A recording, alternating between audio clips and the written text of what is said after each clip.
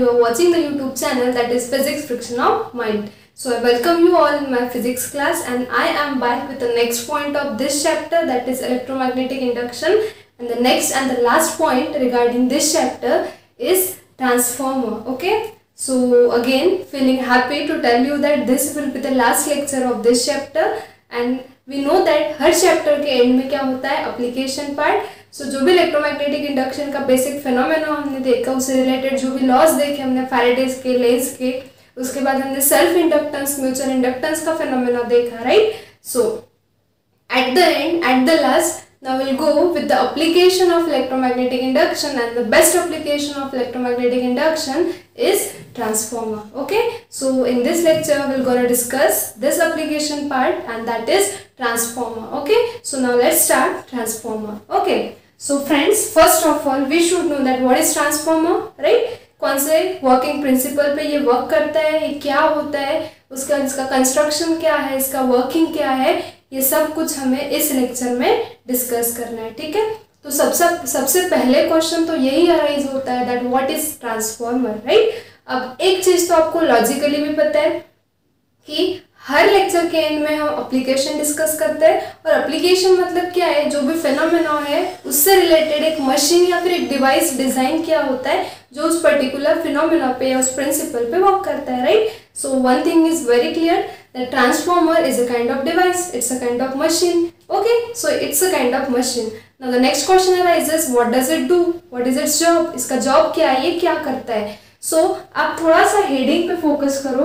Word का नाम, मतलब ये जो नाम है वो है ट्रांसफॉर्मर, राइट. सो ट्रांस का मतलब क्या है, this is a device which transform something into something. मतलब आप इसे कुछ तो भी इनपुट प्रोवाइड करोगे तो उसका ट्रांसफॉर्मेशन या कुछ तो भी आउटपुट में करके देगा, right. So basically we can say a transformer is a device which transforms. अभी ट्रांसफॉर्म क्या करता है, सो इट ट्रांसफॉर्म वोल्टेज. ये वोल्टेज का ट्रांसफॉर्मेशन करता है फ्रॉम लो टू हाई और vice versa. Vice versa means low to high और हाई टू लो. अंडरस्टूड.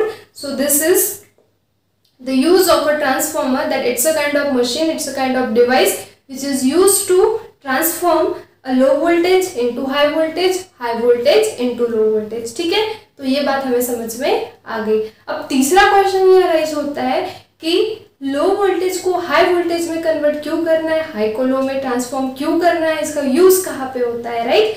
सो देखो, बेसिकली आपको एक चीज पता है कि जो भी होम इलेक्ट्रिकल अप्लायंसेस है या फिर डोमेस्टिक यूज के लिए, मतलब घर के लिए या फिर इंडस्ट्रियल पर्पस के लिए जो वोल्टेज हम यूज करते हैं वो होता है alternating. So mostly the domestical and the industrial power supply are alternating in nature. It is alternating in nature, right. So अब ये अल्टरनेटिंग वोल्टेज जो है ये कहाँ जनरेट होता है, ये जनरेट होता है मेन पावर स्टेशन पे, राइट.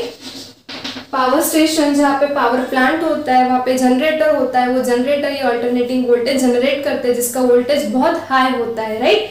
हाई वोल्टेज जनरेट करते हैं. फिर क्या होता है, पावर स्टेशन से ये अल्टरनेटिंग वोल्टेज जो है वो सबस्टेशन से आता है, सबस्टेशन से पोल्स पे आता है, और पोल से आपके घर पे आता है जिससे आप इलेक्ट्रिकल अप्लायंसेस रन करते हो, राइट. अब अगर आपने कभी ऑब्जर्व किया होगा या फिर मल्टीमीटर से आप चेक कर सकते हो कि हमारे घर में जो वोल्टेज आता है वो होता है 220 volt. We use this 220 volt voltage at our house in order to run all the electrical appliances, right. But power station पे जो ये अल्टरनेटिंग वोल्टेज जनरेट होता है with the help of that generator, number of power plants आपको पता है, hydro electric power plant, thermal power plant, right, solar energy power plant, nuclear power plant. So all these power plants ultimately generates the electricity. It generates the alternating voltage which is very high in magnitude. Okay, और इतना high voltage अगर direct हमारे घर पे आता है और उससे अगर हम electrical appliances run करेंगे तो क्या होगा, इतने high voltage पे ये appliances क्या हो जाएंगे, break down हो जाएंगे, destroy हो जाएंगे. So in order to overcome this particular difficulty हमें क्या करना होता है, ये पावर स्टेशन से जो इतना हाई अल्टरनेटिंग वोल्टेज आता है इसे हमें लो वोल्टेज में कन्वर्ट करना होता है। इसे हमें क्या करना होता है, लो वोल्टेज में कन्वर्ट करना होता है। कितना, only this much, 220 volt, right. So in order to transform this high voltage which is generated at power station into the low voltage of simply 220 volt for the domestical and the industrial purpose, we use this transformer. Okay, समझ में आई बात कि transformer क्या है, वो क्या करता है, समझ में आ गया।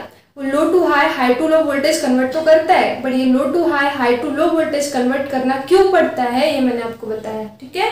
सो for this purpose we use a transformer. Now depending on its work that whether it is converting low to high or high to low, this transformer are of two types. पहला है स्टेप अप ट्रांसफॉर्मर और दूसरा है step down transformer. Okay, so these are the two types of transformer, step up transformer and step down transformer. अब step up transformer क्या करेगा पता, step up मतलब क्या होता है, एक स्टेप ऊपर चढ़ना, मतलब ये क्या कर रहा है, वोल्टेज को बढ़ा के दे रहा है। So this converts the voltage from low to high. Okay, step down मतलब एक स्टेप नीचे आना, मतलब ये ट्रांसफॉर्मर क्या करेगा, वोल्टेज को हाई टू लो कन्वर्ट करेगा। Understood. So depends whether the transformation of voltage is from high to low or low to high. There are two types of transformer, step up and step down. Understood? Now, अब ये transformer कहाँ मिलेगा, ये transformer कहाँ मिलेगा। Now ये transformer क्या कर रहा है, लो वोल्टेज को हाई वोल्टेज में कन्वर्ट कर रहा है, ठीक है। And for this purpose this transformer are use at power plants और power stations, okay, where you can transform that generated voltage into again high voltage. okay, और अब ये वोल्टेज, ये ट्रांसफॉर्मर क्या करता है, it transforms the voltage from high to low. high to low अगर ये कर रहा है तो ये आपको कहाँ मिलेगा, तो आपने देखा होगा गांव में, सिटी में, मतलब विलेजेस में, सिटीज में, रोड साइड पे, स्ट्रीट्स पे बड़े बड़े से ट्रांसफॉर्मर लगे होते हैं, राइट। सो ट्रांसफॉर्मर इसी के लिए होते हैं कि मेन पावर प्लांट से या फिर सब स्टेशन से जो भी अल्टरनेटिंग वोल्टेज आता है उसे क्या करता है, लो करने के लिए वो ट्रांसफॉर्मर वहां पे लगाए होते हैं और फिर वहां से लो होके 220 टू 240 वोल्ट का जो सप्लाई है वो हमारे घर पे यूज होता है सारे इलेक्ट्रिकल अप्लायंसेस रन करने के लिए। So this is use at road sides of villages and cities. So you should know this. अब आप टेक्स्ट बुक चेक करो, टेक्स्ट बुक में क्या है कि सिर्फ ट्रांसफॉर्मर मतलब क्या और उसके बाद डायरेक्ट उसका जो है वर्किंग दिया है, बट आपको कहाँ से चीजें समझनी है कि ट्रांसफॉर्मर क्या है, ये क्या करता है, what does it do, then ये कहाँ यूज होता है, देन टाइप्स ऑफ ट्रांसफॉर्मर, कौन सा ट्रांसफॉर्मर कहाँ यूज होता है, you should know everything. Okay, so this is all basic regarding transformer. Okay, you can note it by taking a screenshot और bye pausing the video. Okay, so this is all about transformer, basic regarding transformer. Now next question arises, on which working principle this transformer work, right? So this transformer works on the principle of mutual inductance. Okay, so mutual inductance का phenomena आपको पता है, हमने last lecture में उसको detail discuss किया है कि जब भी कोई एक कॉइल में से आप करंट चेंज करोगे तो वो कॉइल में तो क्या होगा, सेल्फ इंडक्टेंस होगा ही, but at the same time दूसरे नेबरिंग कॉइल का भी फ्लक्स चेंज होगा, वहां पे भी ईएमएफ इंड्यूस्ड होगा। सो उस फिनोमेना को हम कहते हैं mutual inductance. So it is very well clear that if this transformer is working on the principle of mutual inductance, then obviously it will have a two coils. यहाँ पे दो coils हम यूज करेंगे, एक को बोलेंगे प्राइमरी कॉइल, दूसरे को बोलेंगे secondary coil. Understood. So principal, working principle आपको समझ में आ गया। म्यूचुअल इंडक्टेंस में क्या होता है, whenever there is a change in current through a primary, what happens, the flux link with the secondary changes, and this change in flux link with the secondary induces the EMF in the secondary, that we called as a mutual inductance. Okay, now talking about construction, अब करते हैं बात construction की। बहुत simple सा construction है transformer का। तो देखिए क्या होता है, एक सॉफ्ट आयरन कोर यूज होता है, right. So this I have already drawn, this is called as soft iron core, this is soft iron core. और इस सॉफ्ट आयरन कोर पे, सेम सॉफ्ट आयरन कोर पे दो कॉइल्स वुंड की होती है, एक ये साइड पे एक ये साइड पे। सो इसे हम कहेंगे प्राइमरी। इस तरह से रहेगी, like this, it will be like this.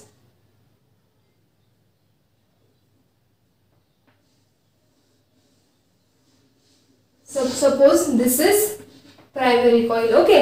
और ये एंड पे इस साइड पे रहेगी एक दूसरी कॉइल जिसे हम कहेंगे secondary coil. So this is secondary coil, okay. Now mutual inductance is taking place here. So we know that in case of a mutual inductance, primary coil को हम क्लोज करते हैं, मतलब एक क्लोज सर्किट डिजाइन करते हैं, right. So that यहाँ से करंट फ्लो होगा, वो करंट जब चेंज होगा तो फ्लक्स जो इसके साथ लिंक्ड है सेकेंडरी के साथ वो चेंज होगी और फिर सेकेंडरी में क्या होगा, ईएमएफ इंड्यूस्ड होगा, ठीक है। सो यहाँ पे प्राइमरी को हम कनेक्ट करेंगे अल्टरनेटिंग पावर सप्लाई से या फिर अल्टरनेटिंग पोटेंशियल सोर्स से, जिसे आप अल्टरनेटिंग वोल्टेज कह सकते हो। सो नाउ आई कैन से this is primary coil, this is primary coil and this is secondary coil, this is secondary coil. So this is a simple construction of a transformer which uses one soft iron core. On this soft iron core, two coils are wound. This is called as a primary coil, this is called as a secondary coil, and one alternating potential source is connected to the primary coil so that यहाँ से current flow होगा। जब वो current vary होगा तो मतलब हमें जो particular phenomenon म्यूचुअल इंडक्टेंस का वो मिलेगा, ठीक है। सो सिंपल सा कंस्ट्रक्शन है, आपको समझ में आ चुका है। So now let's see the concept that what happens here, okay. So now let's see the working of transformer. So now let's see how transformer works, okay. So construction में description आपको पूरा लिखना है that transformer consist of one soft iron core. On this soft iron core, two coils are wound having different number of turns. Okay, देख सकते हो यहाँ पे number of turns कम लिए हैं, यहाँ पे ज़्यादा लिए हैं. So this is called as a primary coil. This is called as a secondary coil, and one alternating potential source or alternating voltage is connected to the primary coil. बस simple सा construction है, ठीक है। तो ये description आप easily लिख सकते हो। अब आप क्या करोगे, ये ट्रांसफार्मर करता क्या है, वोल्टेज का ट्रांसफॉर्मेशन करता है, लो टू हाई और हाई टू लो। तो जो भी इनपुट वोल्टेज आपको देना है वो लो रहो या हाई रहो, वो आप कहाँ दोगे, यहाँ पे। So this is called as a input, this is called as a input part of transformer. So here will apply और provide input voltage and on this side you will get output voltage. तो एक चीज clear है क्या, कि अगर आपको voltage को लो टू हाई करना होगा तो यहाँ पे आप लो वोल्टेज दो, तो लो वोल्टेज का ट्रांसफॉर्मेशन यहाँ पे आपको हाई वोल्टेज में मिलेगा. यहाँ पे हाई वोल्टेज दोगे इनपुट पार्ट में तो उसका ट्रांसफॉर्मेशन यहाँ पे आपको लो वोल्टेज में मिलेगा, ठीक है. सो अब ये तो होता है, बट अब एक्चुअली इसमें होता क्या है, कॉन्सेप्ट्स क्या है, ये हमें अब थोड़ा डिटेल लेवल पे जाके डिस्कस करना है, ठीक है. तो देखो अब क्या होता है, यहाँ पे आपने लगाया है, बहुत सिंपल सा इसका वर्किंग है, बस आपको कॉन्सेप्चुअली समझ के लेना है, ठीक है. सो देखो यहाँ पे आपने लगाया है अल्टरनेटिंग पोटेंशियल सोर्स. अब अगर ये अल्टरनेटिंग पोटेंशियल सोर्स है या फिर अल्टरनेटिंग वोल्टेज है तो ये क्या करेगा, अल्टरनेटिंग करंट जनरेट करेगा. यहाँ पे ये अल्टरनेटिंग करंट यहाँ से ऐसे फ्लो होगा. और आपको पता है अल्टरनेटिंग करंट कुछ इस तरह से होता है, हमने जनरेटर में देखा था. Alternating current is the one which changes its direction with respect to time, right? So it changes its direction like this. जिसकी जो पोलैरिटी है वो अल्टरनेटिवली ये साइड पॉजिटिव, इधर नेगेटिव, इधर पॉजिटिव, इधर नेगेटिव, इस तरह से होती है, right. And eight the same time आपको ये भी पता है, ये देखो ये इतने साइकिल में, हाफ साइकिल में यहाँ पे जो मैग्नीट्यूड है वो मैक्सिमम है जिसे हमने आई नॉट से डिनोट किया था. फिर इधर कम हो गया, इधर भी कम हो गया, इधर निगेटिव हो गया, यहाँ पे फिर से निगेटिव डायरेक्शन में मैक्सिमम, ये कम हो गया. मतलब क्या, ऑल्टरनेटिंग करंट जो है, एसी करंट जिसे हम कहते हैं, it changes both its magnitude as well as direction with respect to time, right? So that means it is very well clear that if you are providing the alternating voltage source, it will create the alternating current. That alternating current will flow through this primary coil. Okay, it is clear. अब ये अगर alternating है, because self या फिर mutual inductance के लिए सबसे पहली रिक्वायरमेंट तो यही है कि जो भी करंट फ्लो हो रहा है वो चेंज होना चाहिए, राइट? तभी जो फ्लक्स लिंक है वो चेंज होंगे, और अगर फ्लक्स लिंक हुए हुए चेंज हो गए तो कॉइल में क्या होगा, ईएमएफ इंड्यूस्ड होगा.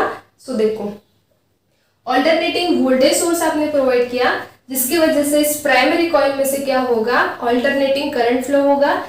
अभी ऑल्टरनेटिंग करंट जो है with respect to time it changes its both magnitude as well as direction. So one thing is very clear that this current which is flowing through this primary is changing current.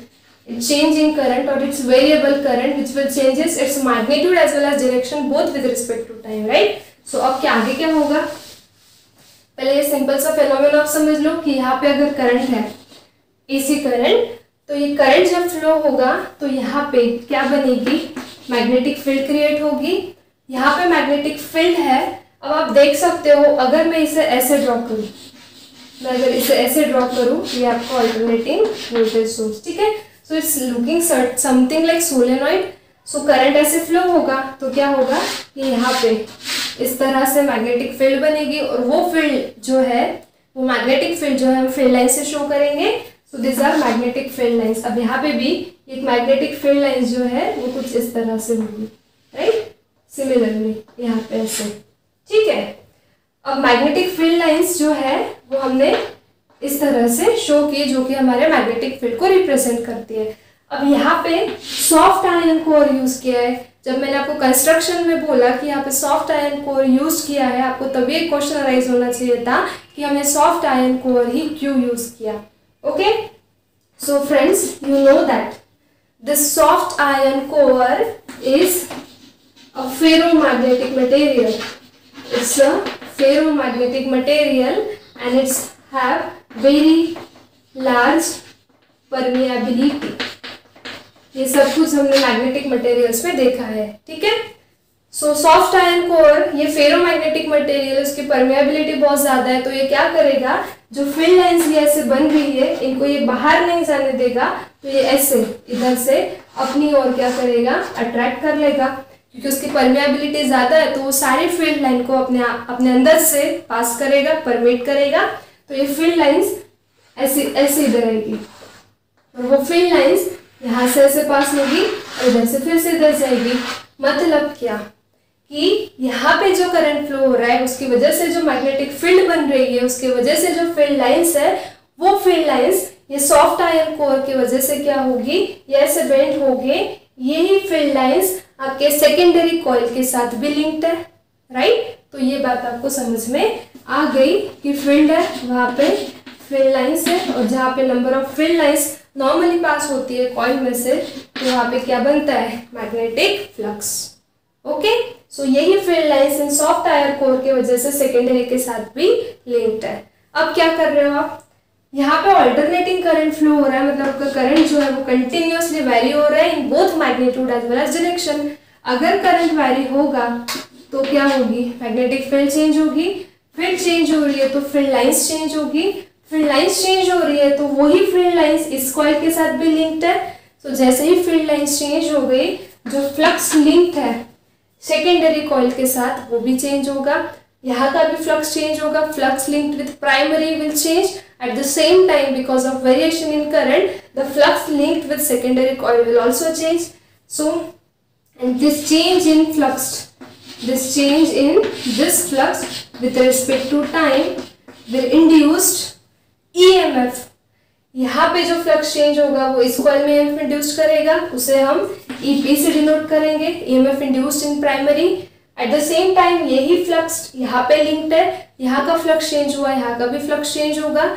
सो यहाँ पे flux change होने की वजह से यहाँ पे भी EMF induced होगा. वो EMF हम ES से डिनोट करेंगे, where ES is a EMF induced in a secondary. Understood? So this way your transformer works. So that is that is what exactly happens at the microscopic level. So you should know this. Understood? So now let's see the mathematical portion. ये सब आपको समझ में आ गया ऐसे assume करके अब हम इसका मैथमेटिकल पोर्शन है वो देखेंगे. ठीक है. सो हम स्टेप वाइज जा रहे हैं. तो अब देखो. So now let's see the mathematical portion. यहाँ की जो नंबर ऑफ टर्न्स है प्राइमरी की ये हम एनपी से डिनोट करेंगे. यहाँ की हम एनएस से डिनोट करेंगे. ठीक है. सो हमने क्या किया. NP. What is NP? Total number of turns.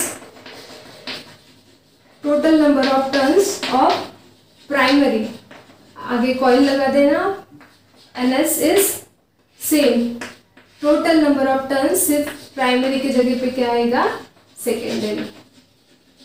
ठीक है. लिख देते हैं पूरा.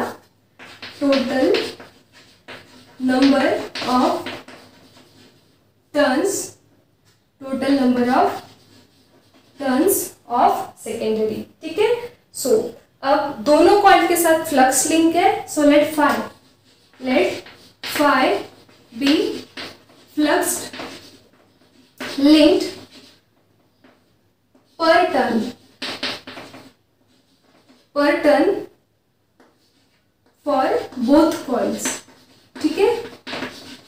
सो दोनों कॉइल्स के साथ फ्लक्स लिंक है इस करंट के वजह से. सो हर टर्न के साथ ईच टर्न के साथ जो फ्लक्स लिंक है उसे हमने फाई से डिनोट किया. So now tell me total flux link with the primary. Let it be denoted by phi P.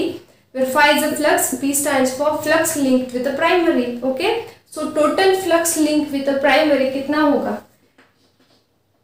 Flux जो है पर टर्न कितना है? phi.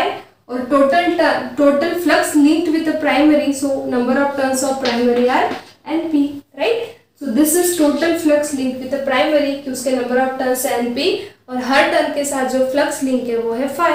So this phi into NP will be the total flux linked with the primary. Understood? Similarly, total flux linked with the secondary क्या होगा? phi ns, right? Where ns, or you can also write it as np phi, and this can be written as ns phi. Where ns is the total number of turns of secondary and phi is the flux link per turn. So ns into phi will be total flux linked with the secondary. ठीक है. इतना आपको समझ में आ चुका है. So what I said previously theoretically that if this fluxed, what is happening here? You have provided the alternating potential source. So current that is flowing through the primary is alternating. Alternating current is a changing current. It's a variable current. It changes its magnitude as well as direction both with respect to time. So this is a changing current. So because of this change in current, the field will change. Field will change means field lines will change, and that's why the flux linked with the primary will change. At the same time, same flux is linked with the secondary. So that means the flux linked with both primary as well as secondary change. Flux जो primary के साथ link हुआ है वो change होने की वजह से यहाँ पे जो EMF induced होगा इसे हम EP से denote करेंगे और यहाँ पे जो होगा उसे ES से denote करेंगे. Understood? So I can say according to Faraday's law. According to Faraday's law, what is that? EMF induced in a primary, it will be denoted by EP, right? And its formula क्या है? Minus d phi by dt. But primary के साथ है तो यहाँ पे क्या आएगा? phi p. Understood? Similarly, here I will write EMF induced in a secondary, which is denoted by ES. और एक चीज पहले ये ध्यान में रखो, मैंने डायरेक्टली फॉर्मूला नहीं लिखा. करंट चेंज हो रहा है. करंट चेंज होने की वजह से फील्ड चेंज हो रही है. फील्ड की वजह से फील्ड लाइंस चेंज हो रही है. फील्ड लाइंस चेंज होने की वजह से जो फ्लक्स लिंक्ड है प्राइमरी और सेकेंडरी के साथ वो चेंज हो रहा है और फ्लक्स टाइम के साथ चेंज हो रहा है. इसके वजह से दोनों कॉइल में क्या हो रहा है? EMF इंड्यूस्ड हो रहा है. अंडरस्टूड? सो ये फॉर्मूला क्या हो जाएगा? Minus d phi s by dt. Change in flux linked with the secondary, change in total flux linked with the primary. Okay, so now EP equals to minus ddt of, we'll solve both simultaneously. Phi p की value कितनी है from this equation? np into phi. Substitute the value np into phi. Similarly, Es equals to minus ddt of five की value कितनी है, ns into 5, so this is ns into 5। सो यहाँ पे हमें दोनों वैल्यूज चाहिए थी, करके वो हमने पहले ही लिख ली, इसे आप कंबाइनली 1 कह सकते हो, ठीक है। So now here EP equals to NP और NS, ये टोटल नंबर ऑफ टर्न्स है। एक बार अगर आपने ट्रांसफॉर्मर डिजाइन कर लिया तो आप नंबर ऑफ टर्न्स थोड़ी वेरी करोगे, मतलब ये दोनों जो है कांस्टेंट है, तो इसे हम आउटसाइड लिख सकते हैं। मैंने NP बाहर लिखा, मतलब अब यहाँ पे क्या बचा, d5/dt। सिमिलरली यहाँ पे NS कांस्टेंट है, सो माइनस NS बाहर लिखा, so this will be d5/dt। Understood? So let this be equation number 2 and let this be equation number 3. Okay, so now proceeding ahead, see from equations 2 and 3, ये equation 2 equation 3 will divide this two equations. So if I write ES to the EP, तो यहाँ पे क्या आएगा, NS d5/dt upon NP d5/dt, minus minus sign cancel हो जाएंगे, d5/dt cancel हो जाएंगे, means I will get NS upon NP। So this is NS upon NP। This is very important equation. Let this be equation number 4 and this equation 4 is called turn ratio of transformer, or this is also called as equation of transformer. Okay, transformer. Okay, now ये आपको समझ में आ गया। इससे एक चीज clear होती है क्या, कि जितने नंबर ऑफ टर्न्स ज्यादा रहेंगे उतना ईएमएफ ज्यादा इंड्यूस्ड होगा। अब आप बताओ डायग्राम पे से कौन से कॉइल के नंबर ऑफ टर्न्स ज्यादा है, सेकेंडरी के ज्यादा है, मीन्स ऑब्वियसली सेकेंडरी में जो ईएमएफ इंड्यूस्ड होगा ES, this ES will be greater than EP, मतलब आउटपुट पे आपको ज्यादा वोल्टेज मिल रहा है। सो ये कौन सा ट्रांसफार्मर हुआ, आउटपुट पे अगर आपको ज्यादा हाई वोल्टेज मिल रहा है, दैट मीन्स इनपुट पे लो वोल्टेज था, that means this is a kind of step up transformer, जिसने वोल्टेज को क्या किया, स्टेप अप कर दिया। ओके, सो नाउ सी, ये इतना आपको समझ में आ चुका है। अब जब भी हम फिजिक्स पढ़ते हैं, जब भी कोई डिवाइस स्टडी करते हैं, तो पहले आइडियल के स्टडी करते हैं और फिर हम उसे प्रैक्टिकल चीजों से रिलेट करते हैं। If I say that our transformer is ideal, if I say that transformer is ideal, कोई भी मशीन, कोई भी डिवाइस ये 100% एफिशिएंट नहीं होता है, आइडियल नहीं होता है, because ideal never exist, this is just the assumption. Okay, but अगर कोई चीज हम अज्यूम कर रहे हैं कि वो 100 मतलब वो क्या है, आइडियल है, तो आइडियल मशीन की जो एफिशिएंसी होती है, जिसे ईटा से डिनोट करते हैं, वो 100% होती है, राइट। ये चीज आपको पता होनी चाहिए। कोई भी मशीन हो, अगर वो आइडियल है तो उसकी जो एफिशिएंसी है, एफिशिएंसी मतलब उसके वर्क करने की जो कैपेसिटी है, वो 100% होगी। मतलब जितना आप इनपुट में दोगे उतना ही आपको आउटपुट पे मिलेगा, कुछ लॉस नहीं होगा। अगर आप 100% इनपुट प्रोवाइड कर रहे हो तो आपको 100% ही अगर आउटपुट मिल रहा होगा, that means the efficiency of that device is 100% and that means that device is ideal. Understood? So वैसे ही अगर हम कंसिडर करें कि हमारा ट्रांसफॉर्मर अगर आइडियल है, सो जितना इनपुट पावर आप दोगे उतना ही आउटपुट पावर आपको मिलेगा, राइट। सो आई कैन से for the ideal transformer, input power is equals to output power, because no power, no energy is lost. Okay, so whatever input you have provided, you got the same amount of output. अब power का general formula होता है V into I, electrical power here will replace V by E and I by small I, right? But यहाँ पे input है तो input पे क्या होगा, EP IP, आउटपुट पे क्या लिखेंगे, ES IS, और यहाँ पे क्या रहेगा, V की जगह पे E, प्राइमरी के लिए E की जगह पे EP, करंट I की जगह पे IP। समझ में आया कैसा है फॉर्मूला? ओके, सो नाउ अब देखो, इस पे से हम क्या लिख सकते हैं, ES to the EP। If I write ES to the EP, so this will be IP to the IS. Let this be next equation number 5. So ये दो इक्वेशन पे से एक चीज क्लियर है कि induced EMF is directly proportional to number of turns. जितना number of turns ज्यादा उतना इंड्यूस्ड ईएमएफ ज्यादा. But here induced EMF is inversely proportional to current. जितना इंड्यूस्ड ईएमएफ ज्यादा उतना करंट कम फ्लो होगा. राइट. वैसे भी हमारा एक ह्यूमन नेचर होता है कि जब हम कुछ देते हैं तो बदले में हम कुछ लेते भी है. राइट. सेम चीज यहाँ पे हो रही है. सपोज यहाँ पे लो वोल्टेज था इनपुट में, लो का हाई वोल्टेज तो आपको मिल गया. बट अगर इस डिवाइस ने क्या किया, वोल्टेज को लो से हाई कर दिया, तो एट द सेम टाइम इसने क्या किया, करंट को क्या किया, हाई से लो कर दिया. बिकॉज ईएमएफ अगर ज्यादा होगा, यहाँ से एक चीज क्लियर है ना, E is inversely proportional to I. सो जिस कॉइल में ज्यादा ईएमएफ इंड्यूस्ड हो रहा है, देखो ना इनवर्सली प्रोपोर्शनल है, वहां पे करंट कैसे फ्लो होगा, कम फ्लो होगा. अब अगर इस कॉइल का ईएमएफ ज्यादा है, so according to this relation I can say IS is less than IP, right? Because induced EMF and current are inversely proportional. So अगर यहाँ पे EMF ज़्यादा तो इसका करंट कम, यहाँ पे EMF कम तो यहाँ पे करंट कैसे फ्लो होगा, ज़्यादा फ्लो होगा. मतलब कुछ दे रहा है वो तो बदले में कुछ कम भी करेगा. राइट. मतलब ये बैलेंस जो है वो बना रहेगा. ओके. सो ये इस चीज का, ये इस इक्वेशन का फिजिकल सिग्निफिकेंस था.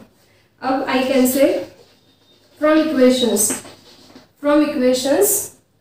4 and 5, but I can write, if I combine these two equations, then ES to the EP is common, is equals to, आपका मैथ्स का जो रिलेशन होता है A equals to B, B equals to C, same apply करो. मतलब इसे combine भी मैं लिख सकती हूँ NS to the NP, और यहाँ पे लिख सकती हूँ IP to the IS. Okay.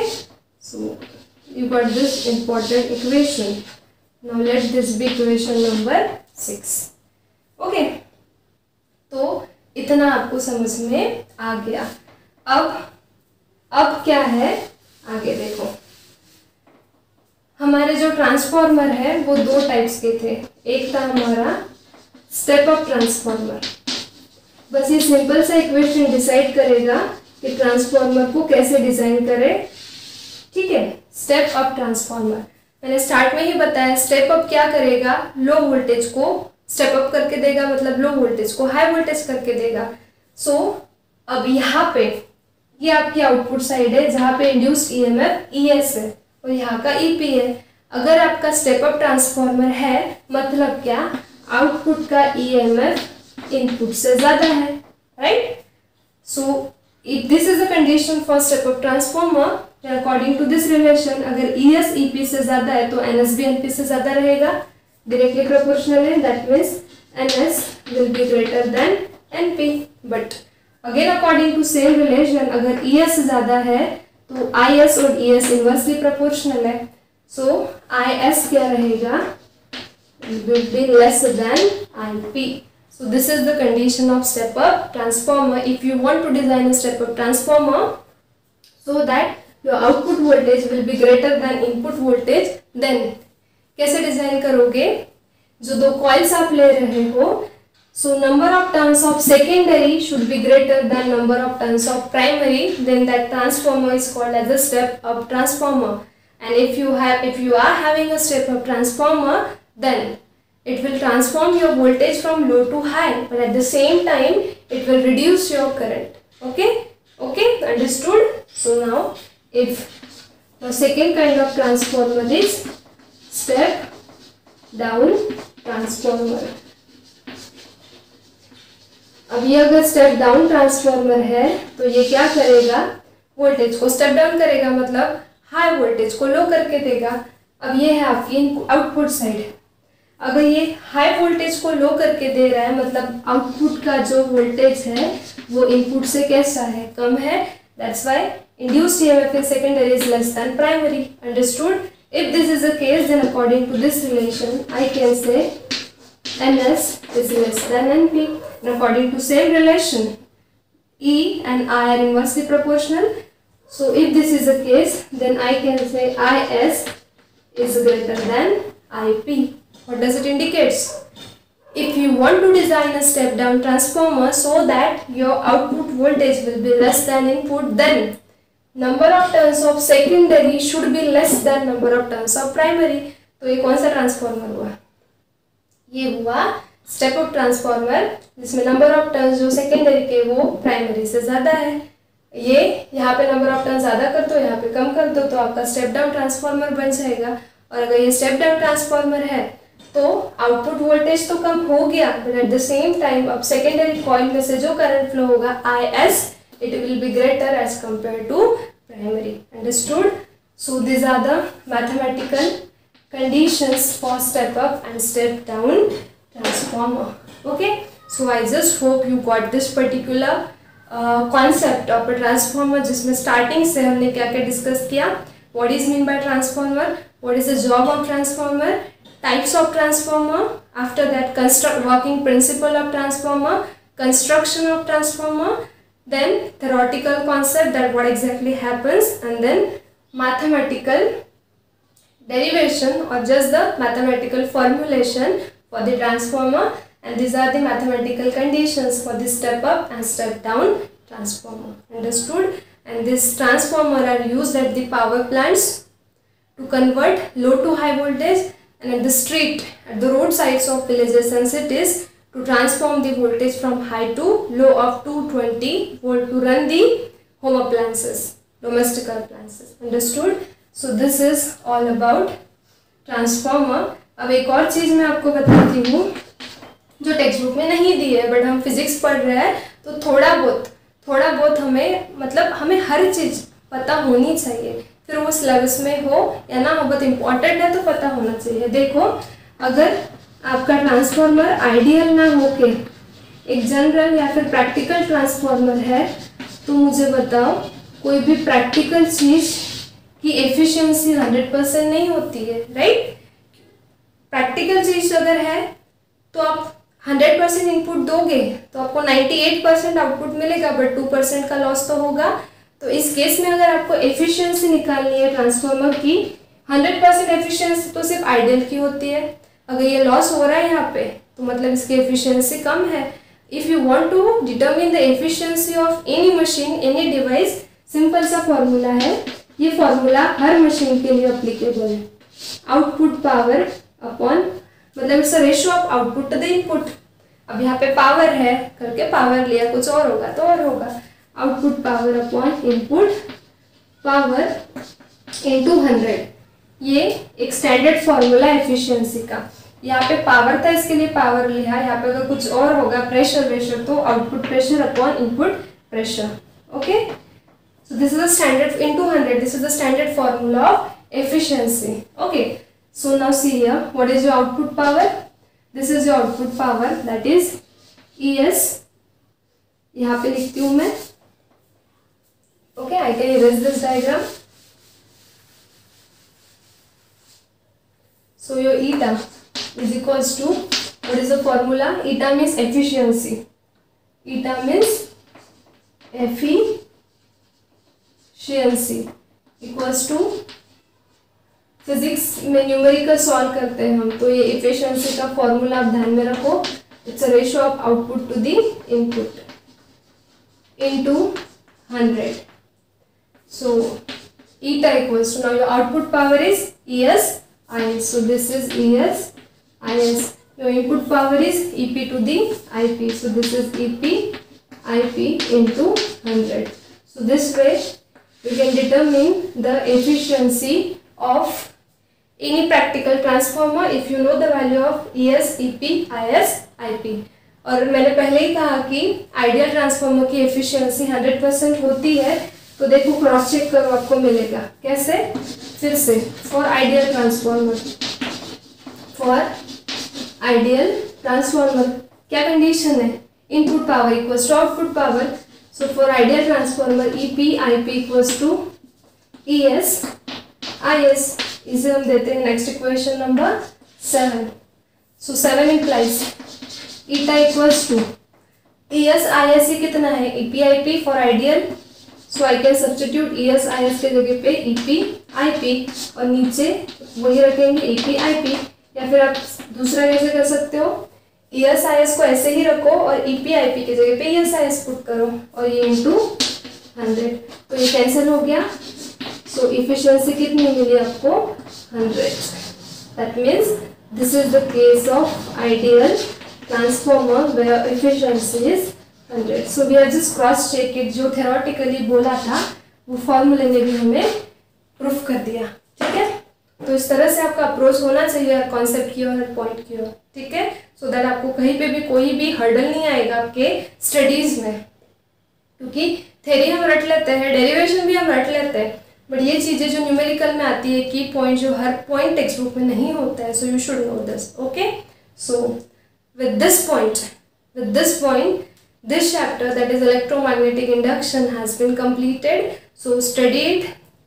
Lectures देखो, सारे लेक्चर्स मैंने अपलोड किए हैं, लेक्चर्स देखो। अगर कोई डिफ़िकल्टी है आपको तो चैट बॉक्स में मेंशन करो, आपकी डिफ़िकल्टी 100% रिजॉल्व होगी। बट अगर आपको कोई चीज़ करनी है तो मेंटेन द कंसिस्टेंसी मेंटेन करो।